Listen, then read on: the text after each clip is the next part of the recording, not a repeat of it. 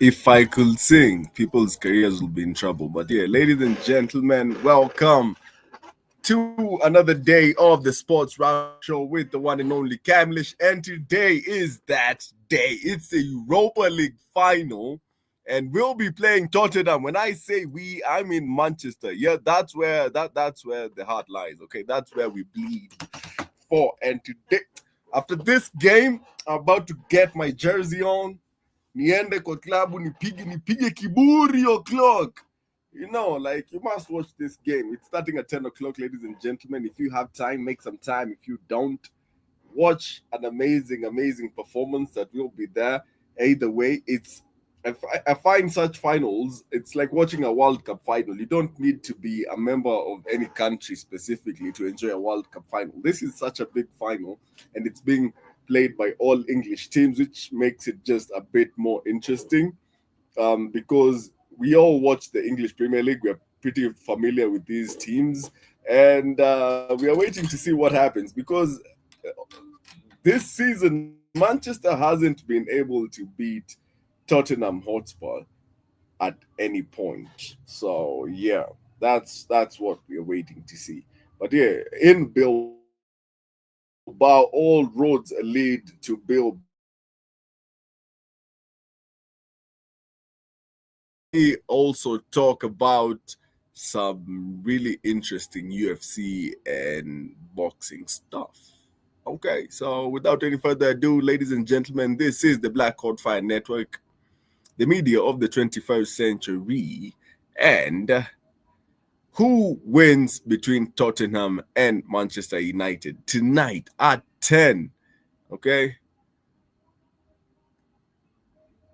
What?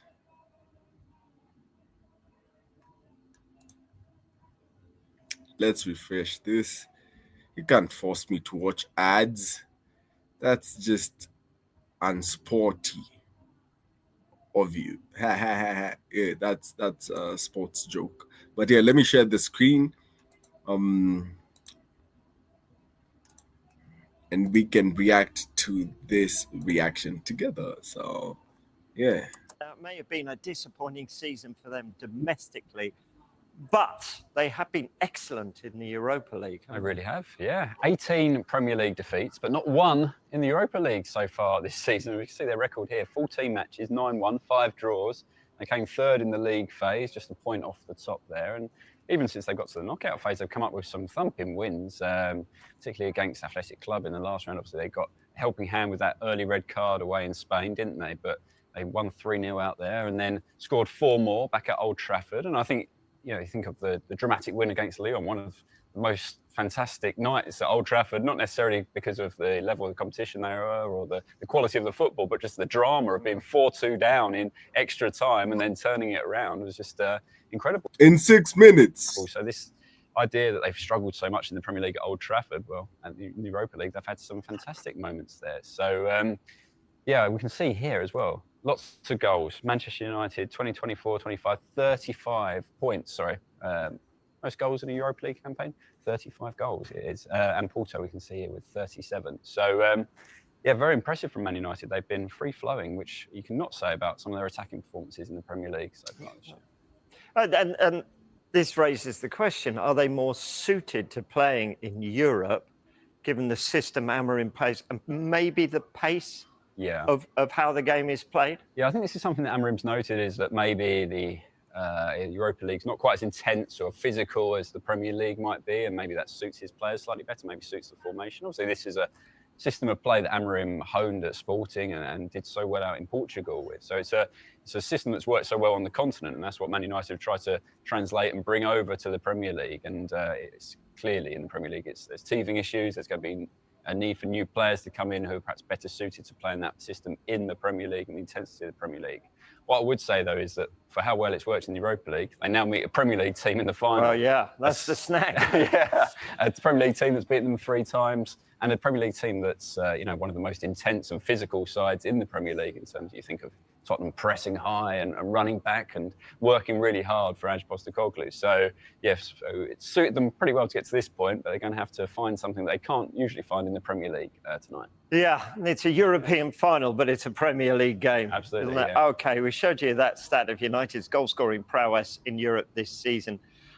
And even Rasmus Højlund loves this competition, doesn't he? Yeah, that's right. He's got 6 goals across this competition so far, and we can see here his name here among the top scorers in the Europa League so far this season. Bruno Fernandes leading the way here with Ho from Bodo Glimt and El Kabi from Galatasaray, I believe he is. Olympiacos.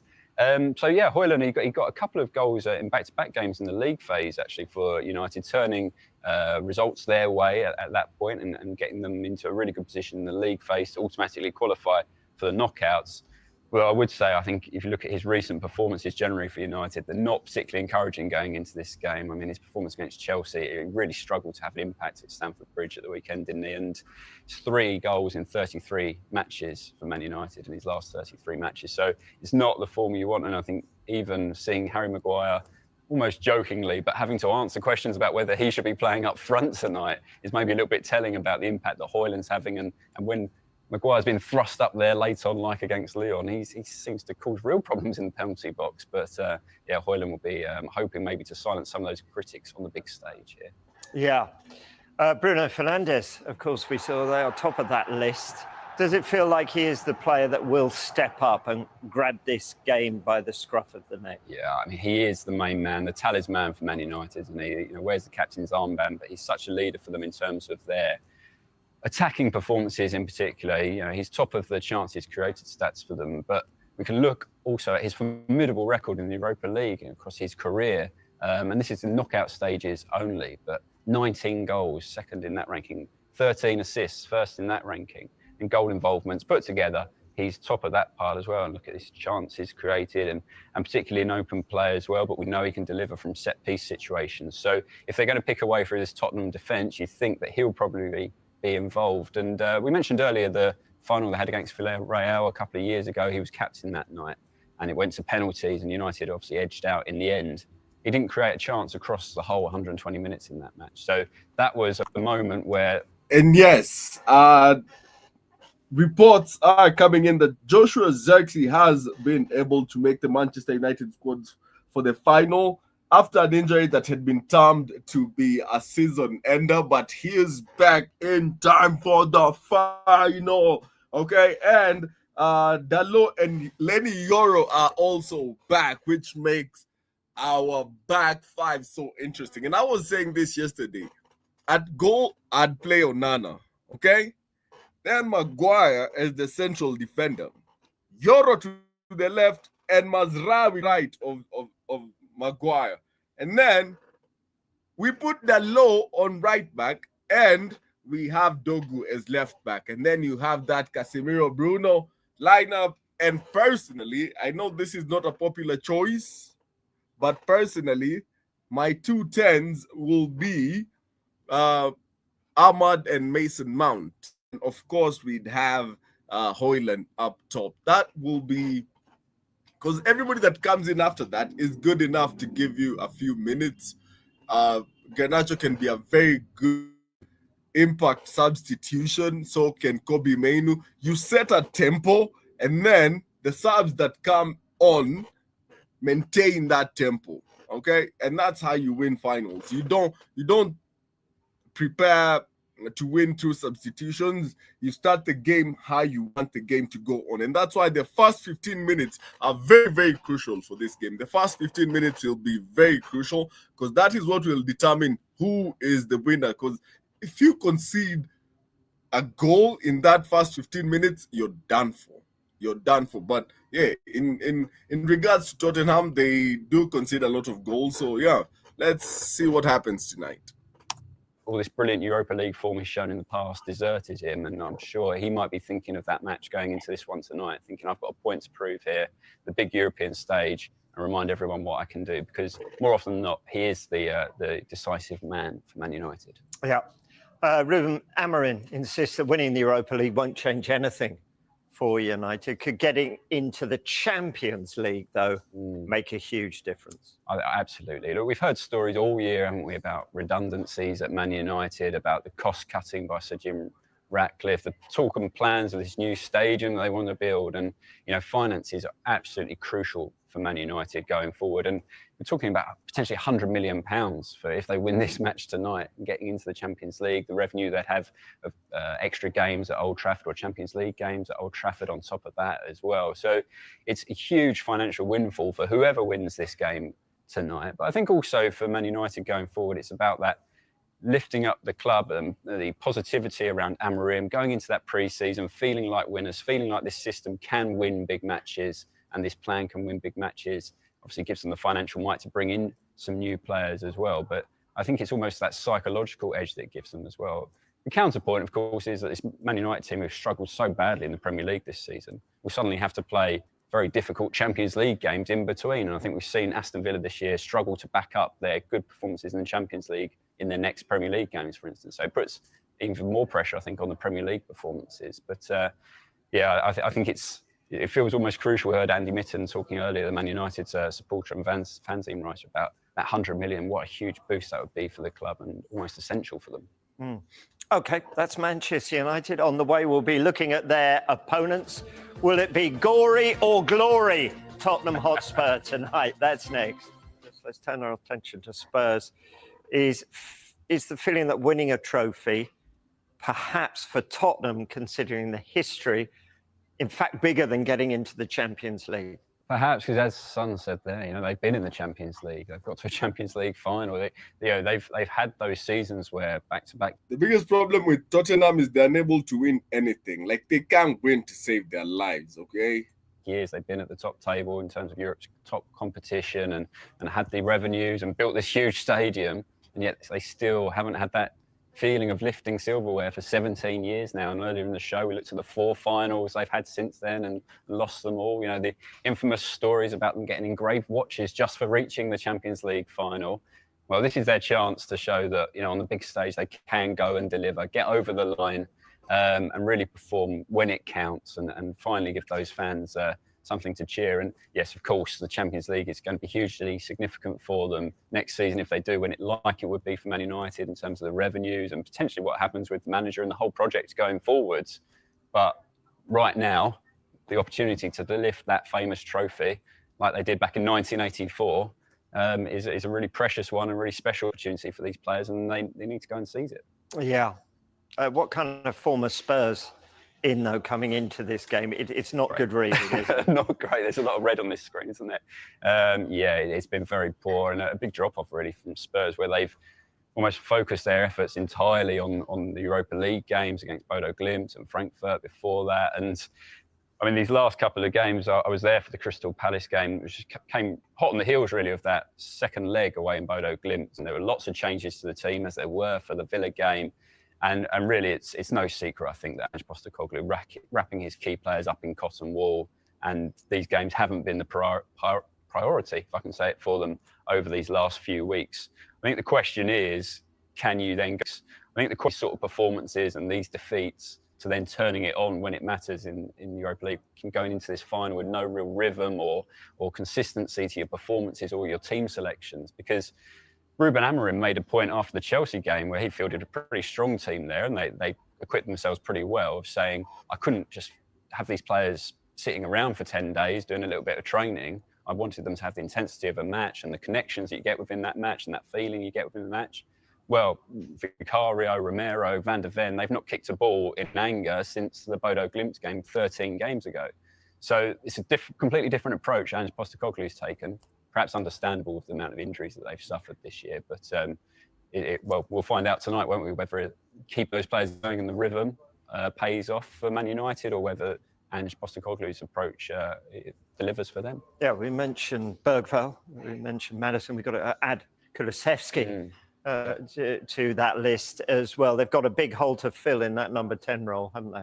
Well, absolutely. I mean, I talked about them wrapping players up in cotton wool. Kulusevski was injured in that Crystal Palace game when he was one of just 3 players who started the next game after the Bodo Glimt. So, I mean, Postecoglou must have been stood on the sidelines thinking, this is why I've made so many changes, because I can't afford to keep losing these players. But as you say, they're three potentially first choice players. I mean, these two players here rank in their top 3 for chances created this season. And when you look at who's left, yes, they're still decent players, good players, but not with the creative attributes of Maddison and Kulusevski at all. Bentancur and Basuma and Sarr at the end there, and young Archie Gray, who's had to play in so many different positions for Tottenham this season.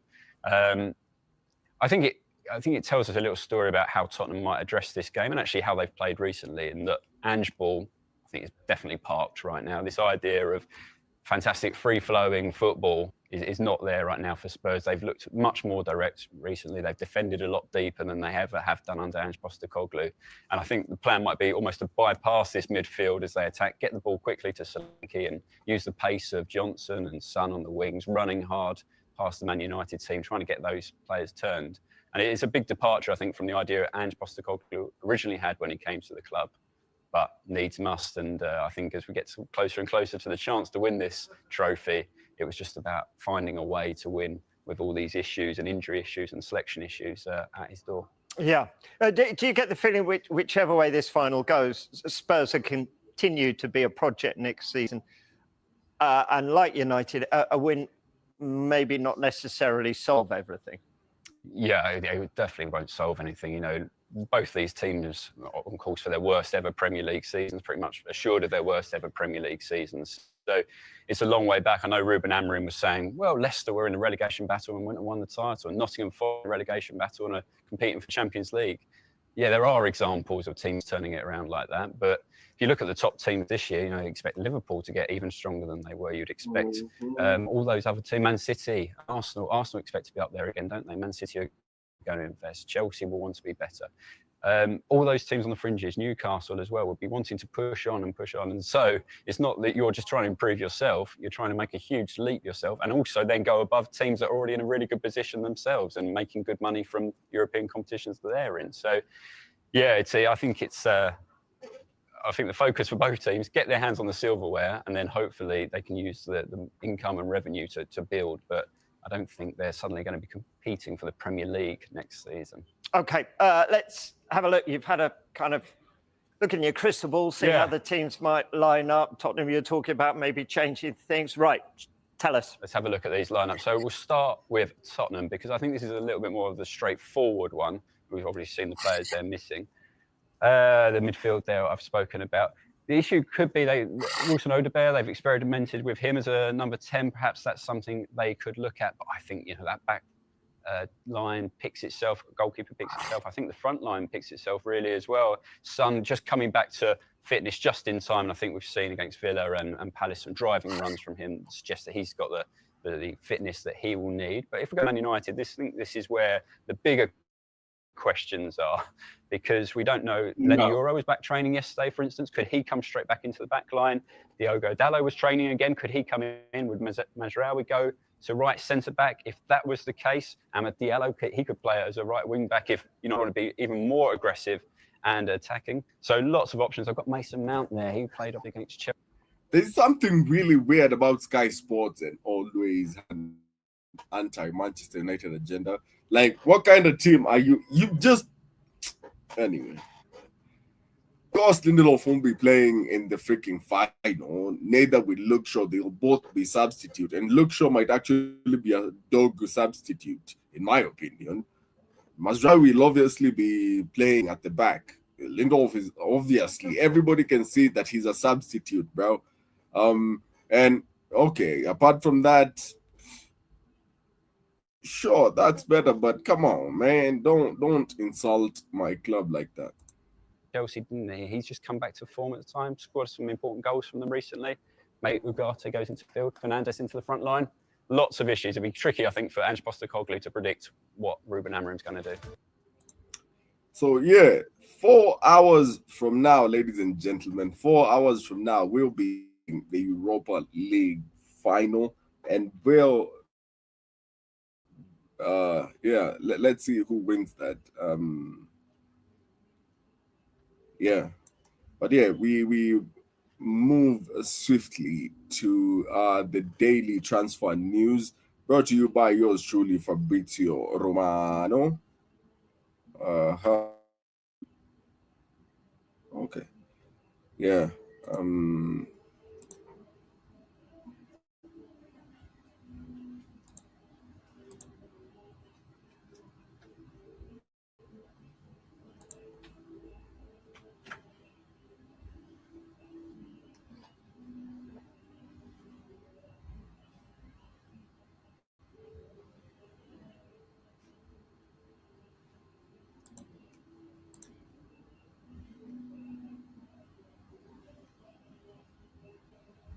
Okay. Where is it? Where is it? Where is it? Okay, before we get to that, let's get to Mark Goldbridge with the Nico Williams update and the Liverpool Saudi boost. As I get you Fabrizio Romano. Chelsea, first of all. This came in from Romano. We're also going to talk about Man City joining the race for Kirkez, which could be a negative for Liverpool, but then a positive with 3 players being linked to moves to Saudi, which means money, money, money. So that could be a positive because I think Liverpool fans wouldn't be that bothered about any of those players going, and having Saudi interest always means more money. Also, a couple of the bits to bring in transfer news as well. But let's start off. This came in from Fabrizio Romano yesterday evening, talking about Nico Williams. What a player he is. Fantastic player. I thought he was superb in the Euros, and he's had another good season for Bilbao, who I think are still in the race for Champions League spots. Not the Europa League. He got knocked out by United, but brilliant, brilliant winger. Barcelona really tried to get him last summer. They didn't. Fabrizio says that the president, Laporta, has basically ruled them out of that deal already because of the financial package. He has got a release clause of about 55 million, but obviously there's agent fees, wages, etc. So it would be an expensive deal. He has mentioned the Premier League, and he is mentioning Arsenal and Chelsea. So Nico Williams in the Premier League. I mean, look, United, but that's football. We do a lot of non-United stuff on here. And I was excited when Man City brought Haaland to the Premier League. I'd be very excited about Nico Williams coming to the Premier League. I think it's just it reminds me of Italy in the early 90s when they had all the world's best players. And I want the Premier League to have all the best players. I want it to be the best league. So look, he basically said that the Arsenal will and Chelsea will sign a number 9 and a winger. And I think that's got to be music to the ears of Arsenal fans, because you're going to get a striker. You're getting Zubimendi. And if you're bringing a winger in as well, it's just more quality and it's more depth. So look, Nico Williams in the Premier League, somebody like Arsenal or Chelsea. Keep an eye on that one, because we know there's rumours about Rodrigo as well.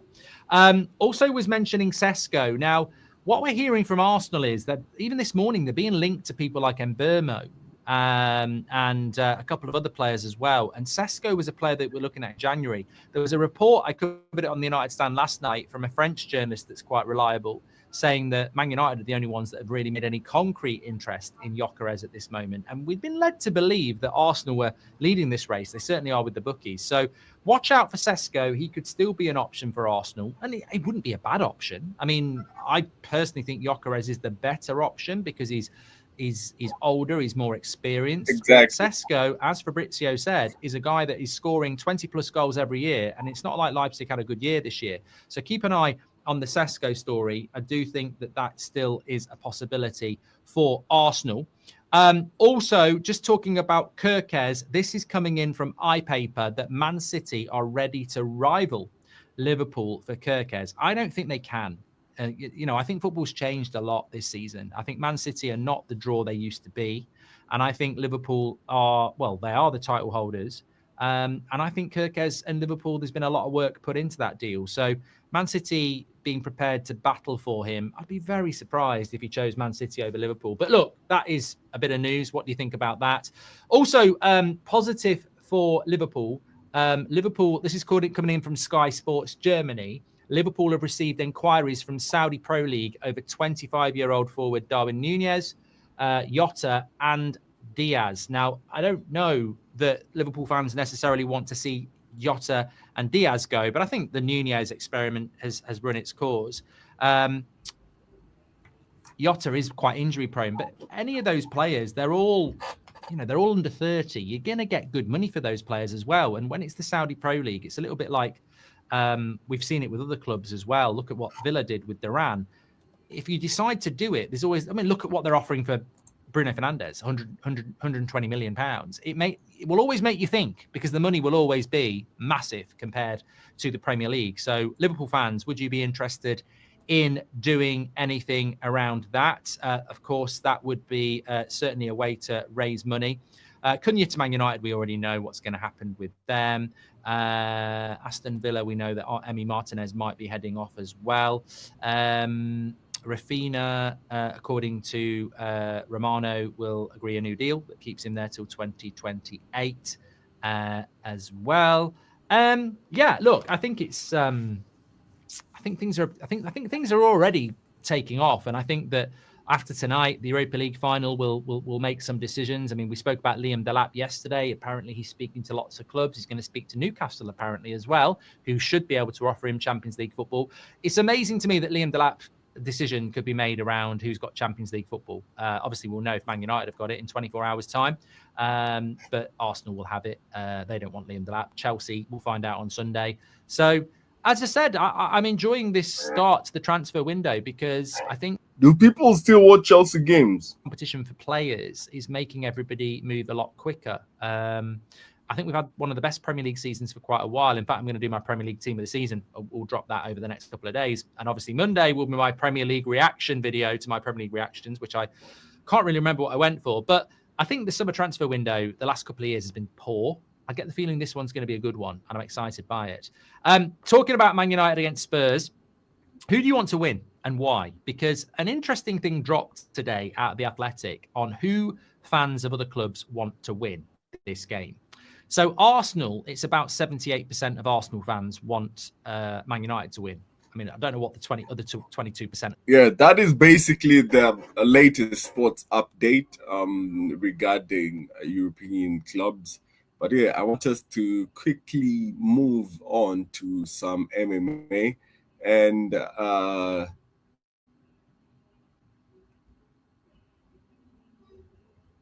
talk about why UFC fighters are actually scared of Islam Makhachev. He is one of the most dominating fighters in that circuit right now, by the way. If you watch the UFC, you'll understand how dangerous he is at the moment and how he has been damaging fight. He's amazing to watch,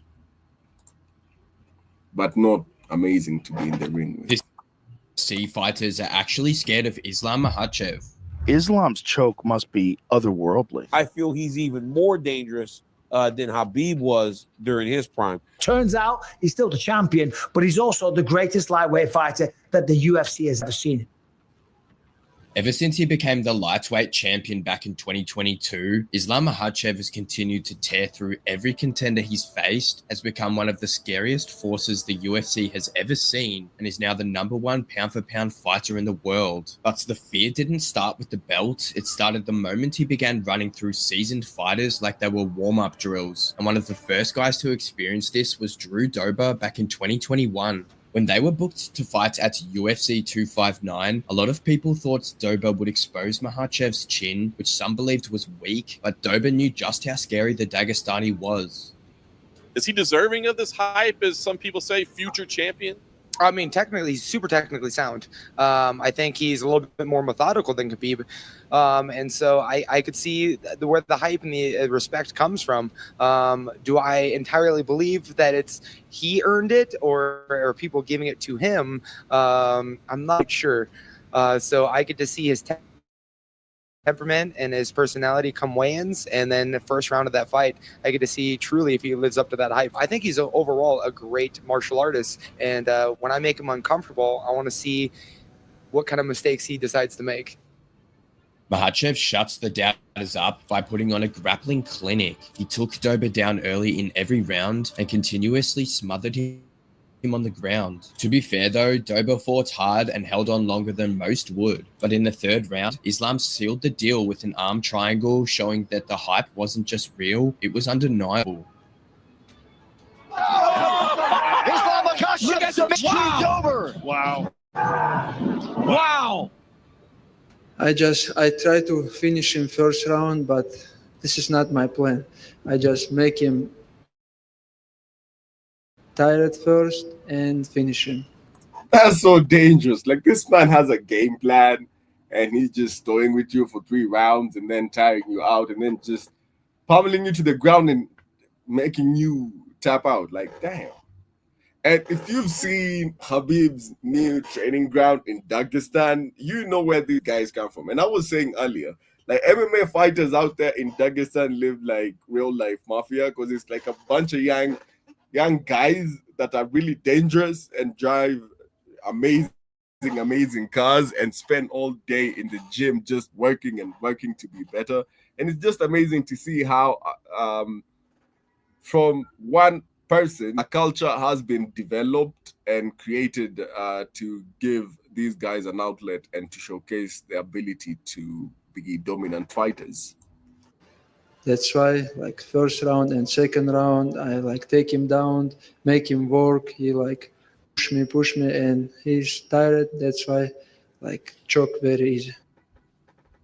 After his win over Dobar, Makhachev shortly after headlined his first ever UFC main event against Thiago Moises, who he dominated and submitted in the 4th round. But despite the dominant performance, top contender Dan Hooker wasn't impressed and said that he would be the guy to put an end to the Makhachev hype. I would want that fight to be a 5-rounder for sure. And I think that's like 2.5 rounds of defending takedowns and scrambling back to my feet. But then once I'm back up there, I feel like I put his lights out. Shortly after, the two got booked for UFC 267, and Hooker took it to the extreme, saying he was ready to die in the octagon if that's what it took to stop Islam. I'm willing to die inside the octagon, and that's proven. People can say whatever they're gonna say, like, "Oh, this guy's unbeatable. This guy's untouchable." I've been in the gym with these guys. You know, like, they all bleed. They all get tired. They all get injured. They all get hurt. And I know I can put anyone's lights out. So to me, to everyone else, he's kind of a mysterious character that's got a lot of mystique and invincibility. To me, he's just another body. Inside the cage, Hooker couldn't even touch Makhachev on the feet, and he had no answer for the relentless grappling. Just 2 minutes into the first round, Makhachev dragged Hooker down to the mat, where he quickly locked in a Kimura, causing Hooker to tap seconds later. Makhachev didn't even break a sweat. I feel very happy because I don't have injury, not sweating. I don't need to take shower after fights, Very happy. Makhachev also felt like it was his time for a title shot, but was prepared for whatever the UFC threw at him next.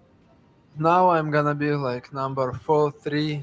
That's why I don't know. I'm ready for fight for the title. If they give me some other step, I'm ready for anyone. So anyway, Makhachev's next fight wasn't a title shot, but instead another top contender in the form of Bobby King Green. And despite just badly humbling Hooker, Green too was about to show up with an even cockier attitude. Heading into their fight in 2022, Bobby Green ran his mouth a lot, calling Makhachev boring and throwing shade every chance he got. With Islam, he does what he does, but to be honest, it's kind of boring. Even if you're getting finishes, it's still been boring. And so my whole thing is entertainment, excitement, so he can be championship material, but it's just getting boring. Nobody wants to see it. Nobody cares. I fall asleep watching his fights. On fight night, while the fight started off with some measured striking, it didn't take Makhachev long to do what he does best. He closed the distance, grabbed the clinch, and dragged Green down to the ground. From there, it was a one-sided beatdown as Makhachev smothered him with relentless pressure and ground and pound until the ref stepped in to stop the fight, giving Makhachev the first round TKO finish. Green was initially in awe of Makhachev's strength and technical prowess. He's so patient. He's so strong, and he just goes little, and a little until he gets right where he wants to be. And he was so strong at holding his mount. I was like, interesting. I could try to get and turn. I couldn't move out of it. I'm like, no one's been that strong before. So that Makhachev's inhuman strength was due to the use of steroids. I told my coach the same thing. There was something interesting about Islam. I felt it. I'm like, It's just not human. It makes sense. If I could do drugs, like, because our countries are different. Russia's been banned for the Olympics, you know. Their country's a little bit more okay with the drug use. We're Come on, man. Lose with grace. under strenuous, you know. I was not on any type of steroid. Strenuous drug stuff over here. And so it makes sense to me. Now I wonder why those Dagestanians were winning so much. They've been bred to do this. That's why I could train a 9-year-old against a bear. After yet another dominant win and now 10-fight win streak, Makhachev was booked for his first title shot against Charles Oliveira at UFC 280. Oliveira was also on an 11-fight winning streak. Dustin Poirier and Justin Gaethje. But Makhachev knew deep down that he was cut from a different cloth. He know Islam Makhachev very hard fight because he always pressure his opponent because nobody tried to take him down. All these guys lost his opponent, scare his ground game, but I don't care about his ground game. I don't care about his grappling. Makhachev was confident that he wouldn't have any trouble taking down and dominating Oliveira, even though he held the record for the most submissions in UFC history. What if you can't take him down? What if you can't take him down? Exactly. That's my question. I'm gonna take him down very, very fast. Despite Makhachev being the fight favorite, Charles Oliveira was undeniably the fan favorite heading into the fight. Olha só, pode perguntar para todos, quem é o campeão? You gotta ask everyone, who's the champ? The Brazilian was sure he'd finish the job quickly.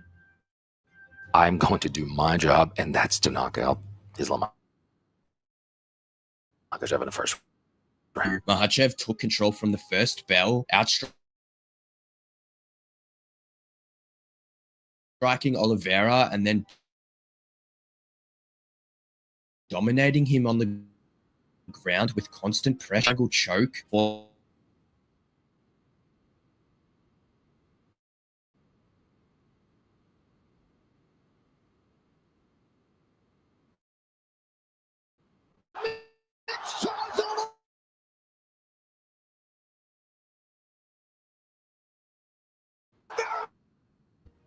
Islam Makhachev was sensational tonight. Proved me wrong. Proved a lot of people wrong. Of course, he came in as the favorite, but a lot of people thought Charles Oliveira would win. Islam Makhachev must have the most incredible squeeze. His squeeze must be out of this world, because you see how quick Charles tapped once he clamped that on him. I mean, whew. And immediately after becoming champion, Makhachev called out featherweight champion Alexander Volkanovski, who was in attendance, to come up a weight class to face him as the first.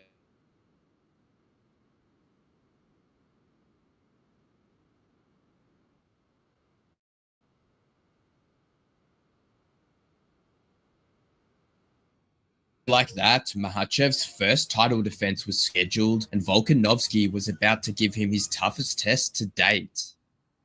Heading into their clash at UFC 284, Makhachev was brutally dismissive of Volkanovski's wrestling skills. Yo, but shout out time.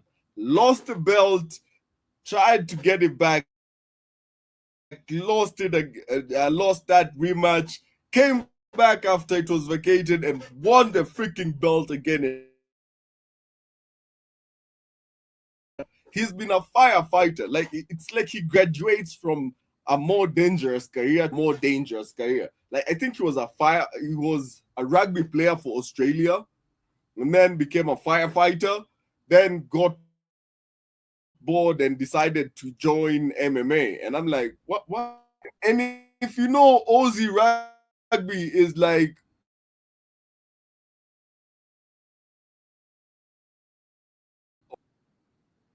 lightweight.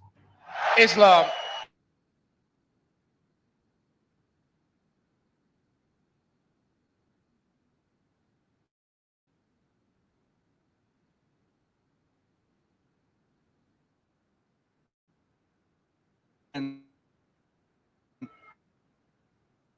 Volkanovski was the #1 pound-for-pound fighter in the world at that time, but Islam knew who the true king of the jungle was.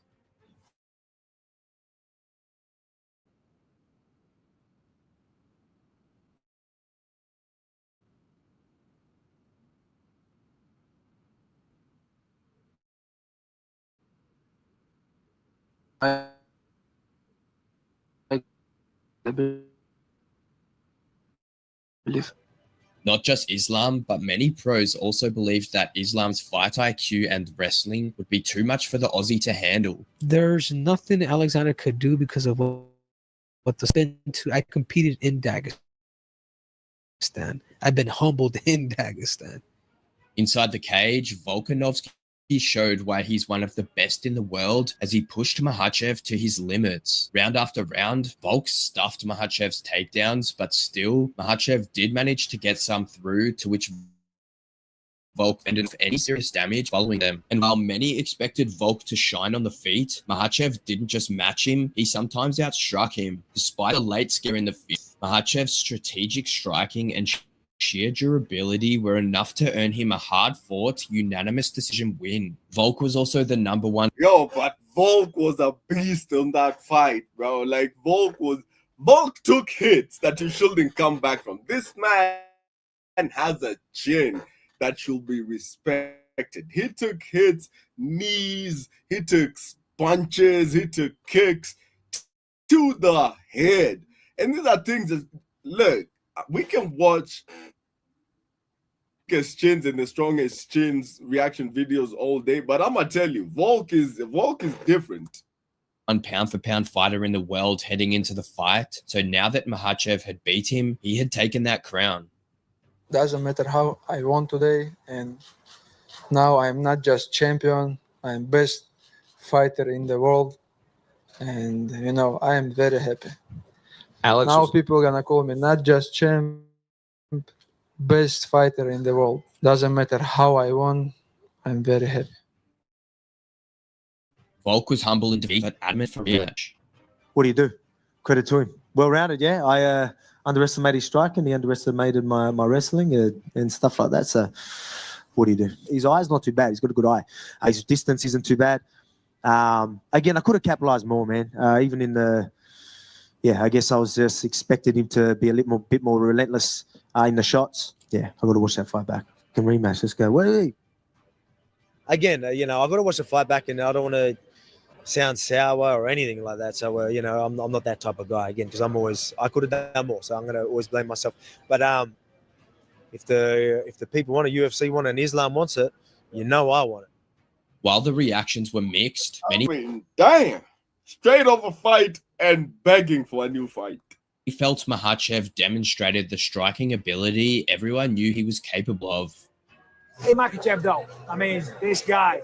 The striking was phenomenal. Let's be honest. Laser accurate striking. So anyway, yeah, the striking of Makhachev in this fight reminded me a lot of Aliona Adesanya in the UFC. It was just surgical. Like he was surgical with the punches, and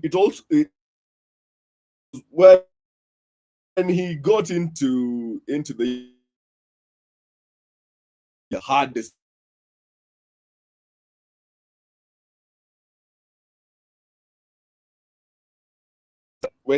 When he was becoming champion, he was more about them jabs, and it's a jab that's hitting home heavy. And Kamaru Usman upped his punch and skill set to a whole new level. That's why you see people were talking about him getting into boxing, but boxing is not his sport really. He needs to use more of his body to fight. He wasn't given the immediate rematch, as it was instead given to Charles Oliveira for UFC 294. However, that quickly changed as Oliveira pulled out just 11 days before the fight, and Volkanovski stepped up to the challenge once again. But this would be a decision that Volk would later badly regret. Just 10 months later, when the two faced once again, Volk was confident that this time round, he'd get the job done. This being short notice, and me it's going to be an exciting one too. So obviously, I want to go out there and I want to hurt him, and yeah, we'll try and make sure it doesn't go 5 rounds. I want to finish it early. I plan on knocking him out. Volkanovski promised to go for the kill this time around. They know what's happening. Like, I ain't here to play it safe. I can't afford to play it safe. I'm going in for the kill, and that's it. You know what I mean? So it's kill or be killed, you know, and that's that. Makhachev had similar intentions. The last time I beat him 4 rounds, just last round he won. I just give him chance to last minute. But this fight, everything is gonna change. I want to finish him and finish all this talk about this fight. When the cage door shut at UFC 294, Makhachev was a man on a mission. He wasted no time landing a series of body kicks before delivering a perfectly placed head kick, knocking Volkanovski out cold in just 3 minutes. Position.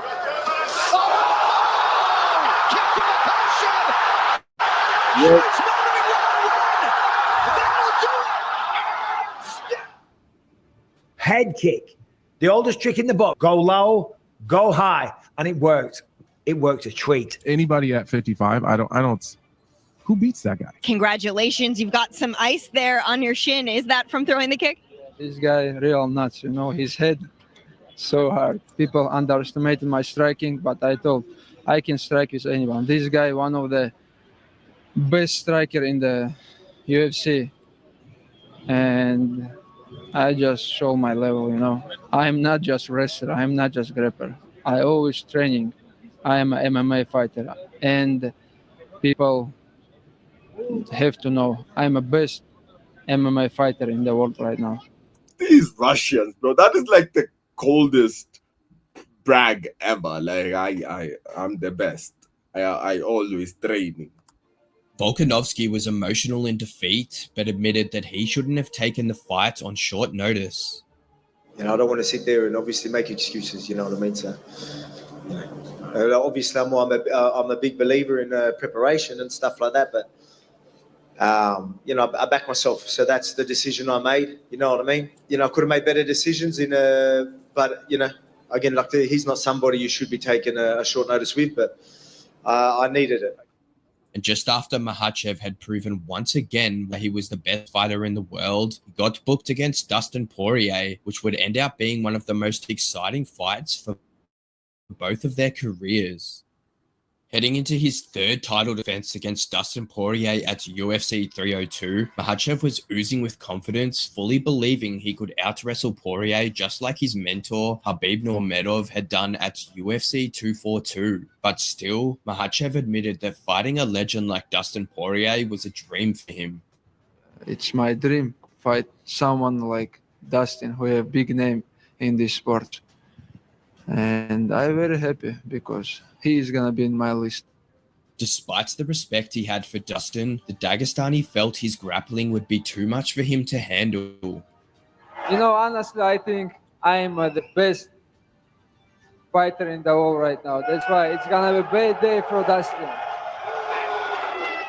He's have problem with the wrestlers always, and I will give him the problem. Poirier wasn't bothered by Makhachev's trash talk. He believed that his vast experience in the sport would be the key to him getting through the fight and proving his worth inside the cage. I've done more in the sport of mixed martial arts than he has. I've been around a long time.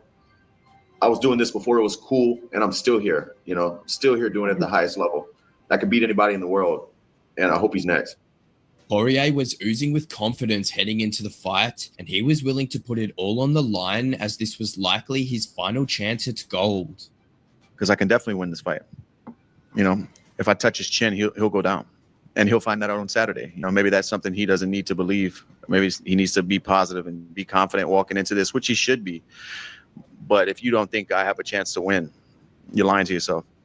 In the pre-fight press conference, there was clear respect between Makhachev and Poirier. He declared himself the best fighter in the world. Do you believe that he's the best fighter in the world right now? We're going to find out Saturday, but pound for pound number 1, current world champion, seems like it to me, but I'm going to find out. I'll be the judge of that.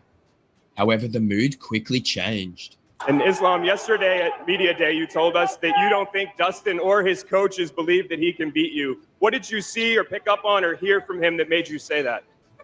Man, I say truth. He always look good when he fight with some striking guys like You should Conor coaches and box or with him. Chandler or someone like this, who always focus to the striking. But when he meet with some wrestlers, he always have trouble. That's why he don't believe. He should listen to his coaches and box like they're telling him to. Do that, Islam. Let's box. This is not boxing. This is MMA, man.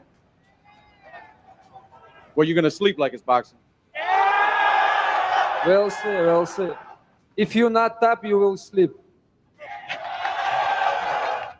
Inside the octagon, Poirier shocked many with his takedown defense, which held up much better than expected. This forced Makhachev to stand and exchange strikes with one of the most seasoned boxers in the UFC. But Islam wasn't backing down. He put up a great striking battle with Poirier, landing several clean shots and proving that he could hold his own in the striking department. In the 5th round, Makhachev caught Poirier's foot, spun him into a perfect position, and locked in a D'Arce choke to secure the submission victory. After the fight, Poirier had nothing but respect for Makhachev, praising him as being just as good as the undefeated and undisputed lightweight legend Khabib Nurmagomedov. It was everything I thought it was going to be. I feel like I could have did more. I said that in the Khabib fight as well. I could have picked up the volume, took more chances on the feet. He was just similar to Khabib, moving weird. His cadence was weird. His head movement was weird.